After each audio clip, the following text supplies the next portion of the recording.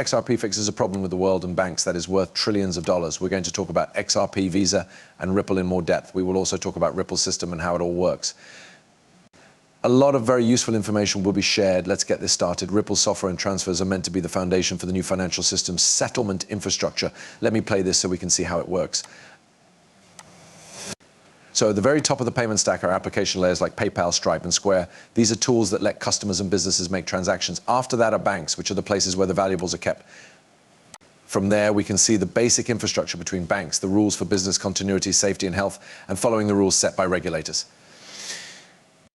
These are the rules for sending messages like SWIFT codes, 8 payment messages, and Visa messages.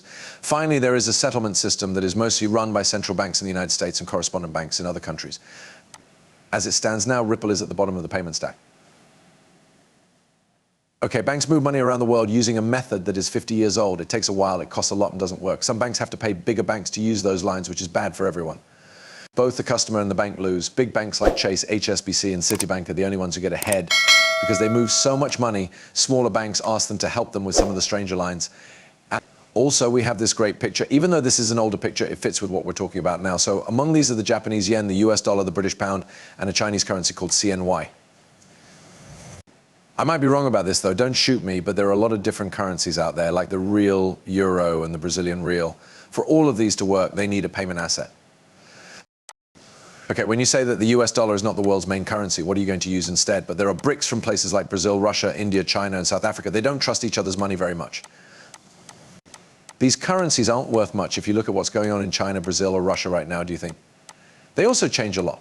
You also don't want your balance to change a lot if you are keeping these assets.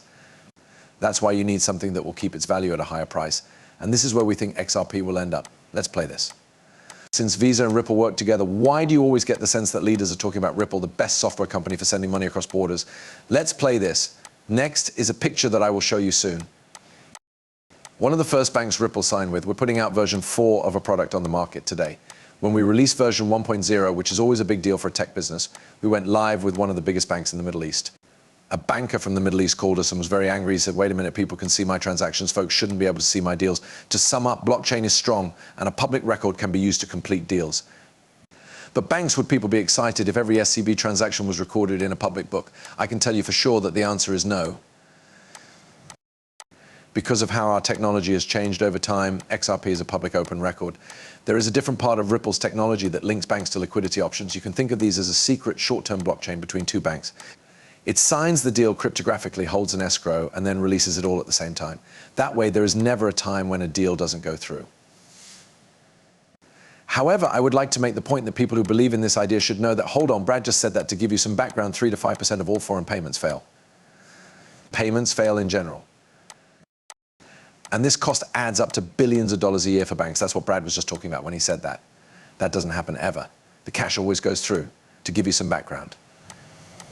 Everything should be open for business. When I see that, I think that's not real life. We could talk about how the idea behind Bitcoin and some other tokens in particular was that they would be used to get around states. The government should stay out of it. We're going to get around banks. If you look at it that way, Ripple, we're absolutely against it. The government isn't going away. So it follows that banks are not going away.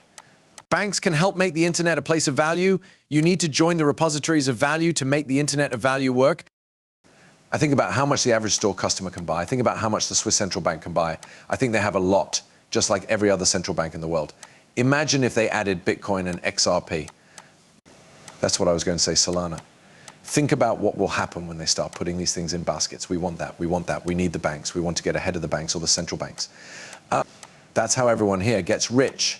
That is what we want to do. Let me play this. Switzerland is the world's most advanced country when it comes to crypto. The Swiss people also want the central bank to buy Bitcoin and add it to the country's books. What the hell do they want that? When you have Bitcoin on your balance sheet as a central bank, you have monetary sovereignty. This means that you don't have to count on other world superpowers and their currencies to tell you how to run your economy and your monetary policy. The Swiss National Bank would make a lot of money for the people of Switzerland if they actually added Bitcoin to their books. It's hard for me to talk sometimes, even though I speak English. That guy did a great job getting all that information across. As you read this, please tell me what you think about the Swiss Central Bank buying Bitcoin. Do you think that XRP will be on that list? Red Compass Labs show that US banks are worried as the need for fast payments grows. This is just my 2 cents. Instant payments have quickly become the rule in a lot of places around the world. But you can't say that about the US. In fact, less than 1/3 of us banks are signed up for either FedNow or real-time payments RTP. This means that most banks cannot give instant payments as a service. In Honolulu, my wife works at a bank. They have no idea what ISO 20022 is or how to make quick payments. I was shocked by that. I went to a Christmas party at work.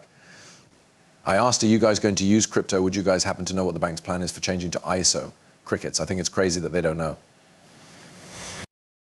Let me just throw this at you now. It would be nice if the bank where you keep your money would give you the newest and best technology for moving money around and making your life easy. Are you still going to that bank? Are you going to keep your cash there? Next door, they say, hey, we have all these new cool features that you can use to make your life easier. Are you going to go there? You are going to move. I'd also move. Okay, XRP fixes a problem worth many trillions of dollars. Okay, so we want to get to a point where all of these interactions happen on blockchain, or DLT. You have your stocks, bonds, swap stocks, money market funds, and real estate, right? You tokenize all of that and put it on different ledgers. What we want to do is get there. When are we going to get there? We'll all be better off in the end. I hope you learned something. Thanks for watching.